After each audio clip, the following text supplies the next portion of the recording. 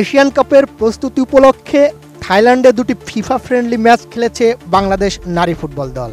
24 October close ডোরের প্রথম ম্যাচে বাংলাদেশ হারে 3 গোলে। 27 অক্টোবর পরের ম্যাচে হারের ব্যবধান আরও বড়। মনিকা ঋতুপর্ণারা হেরেছে 5-1 গোলে। 2 ম্যাচে 8 গোল খাওয়ার পর স্বাভাবিকভাবেই পিটার বাটলারের দলের রক্ষণের রুগ্ন চেহারা ফুটে উঠেছে। অথচ এই দলটাই কিনা গত জুলাই মাসে এশিয়ান কাপের বাছাই পর্বে মিয়ানমারকে 2-1 গোলে হারায়। তখন মিয়ানমারের র্যাঙ্কিং ছিল 54তম, বাংলাদেশের ছিল 140। মাত্র 3 মাসের ব্যবধানে বাংলাদেশের রক্ষণের অবস্থা ছন্নছাড়া। র্যাঙ্কিংয়ে 104তম স্থানে থাকা বর্তমান বাংলাদেশ দলের ডিফেন্স লাইনে নেই মাসুরা পারভিন, নীলুফার ইয়াসমিনদের মতো অভিজ্ঞ ফুটবলার। কিন্তু আগামী বছর মার্চে অস্ট্রেলিয়ায় অনুষ্ঠিত এশিয়ান কাপের চূড়ান্ত পর্বের জন্য কোচের বিরুদ্ধে বিদ্রোহ করা এই সিনিয়র ফুটবলারদের দলে ফেরানো প্রয়োজন। অন্তত সেটাই মনে করেন জাতীয় দলের সাবেক নারী ফুটবলার রেহানা পারভিন। আমি বুঝি নির্মাণের শিল্প, সালাম স্টিল বোঝে ডিউরেবিলিটি। সালাম স্টিল, মোস্ট ডিউরেবল স্টিল।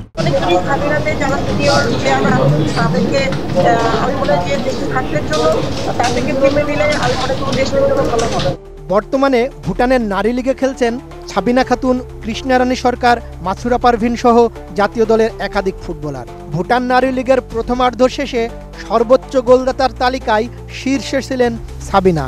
সেখানে একের পর এক গোল করে ভুটানের নারী লিগের প্রথমার্ধ শেষে সর্বোচ্চ গোলদাতার তালিকায় শীর্ষে সাবিনা। চলতি মৌসুমে ভুটানের পারো এফসির হয়ে 9 ম্যাচে করেন 26 গোল। এর মধ্যে রয়েছে একাধিক হ্যাটট্রিক। সাবিনার এখনো জাতীয় দলকে অনেক কিছু দেওয়ার আছে বললেন রেহানা। আমি মনে করি সাবিনা আরো বেশি পেয়ে যাবে। আমি সাবিনার সামনে কেন চাচ্ছি, যেহেতু সে দুবার ক্যাপ্টেনশিপ করেছে, নেতৃত্ব দিয়েছে, এখানে বারবার আমি সাবিনাকে চাচ্ছি। আমি এখানে মনে করি সিনিয়র প্লেয়ারকে ইন করা উচিত। গত বছর মে মাসে ঢাকায় প্রীতি ম্যাচে চাইনিজ টাইপের কাছে 4-0 গোলে হারে বাংলাদেশ। দীর্ঘদিন পর বাংলাদেশের জালে ঢুকেছে একাধিক গোল। স্বাভাবিকভাবেই এই দলের অনেক ফুটবলারের ফিটনেস নিয়ে প্রশ্ন উঠেছে। সেক্ষেত্রে যাদের ফিটনেস ভালো তাদেরকেই দলে নেওয়া উচিত বললেন রেহানা। যার যত পারফর্ম সে তত আর যাদের পারফর্ম নেই সিনিয়র কি জুনিয়র, পারফর্মটা যার ফিটনেস যার ভালো সে জুনিয়র সিনিয়র বলে কথা নেই, আর যার ফিটনেস নাই সে সিনিয়র কি জুনিয়র। থাইল্যান্ডের বিপক্ষে সিরিজের প্রথম ম্যাচে হারের জন্য সিনিয়রদের দিকে অভিযোগের আঙুল তোলেন কোচ পিটার বাটলার। হারের পরেই ব্রিটিশ কোচ বলেছিলেন কয়েকজন ফুটবলার ভুল মানসিকতা নিয়ে এই ম্যাচে মাঠে নেমেছিল, অমনোযোগী ছিল। এমন অমনোযোগী মনোভাব তিনি কিছুতেই সহ্য করবেন না। কেউ যদি তার দলে খেলতে চায়, দেশের প্রতিনিধিত্ব করতে চায়, তাহলে এমন মানসিকতা নিয়ে আসতে পারবে না যা জাতীয় দলের সঙ্গে মানানসই নয়। রেহানা অবশ্য কোচের এমন অভিযোগ মানতে রাজি নন।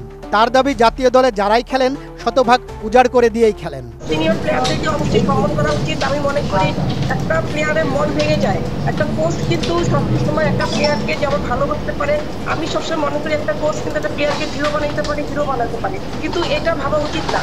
থাইল্যান্ড সফরে 2 ম্যাচে বড় ব্যবধানে হার বাংলাদেশ নারী ফুটবলের জন্য নিঃসন্দেহে এক সতর্ক সংকেত।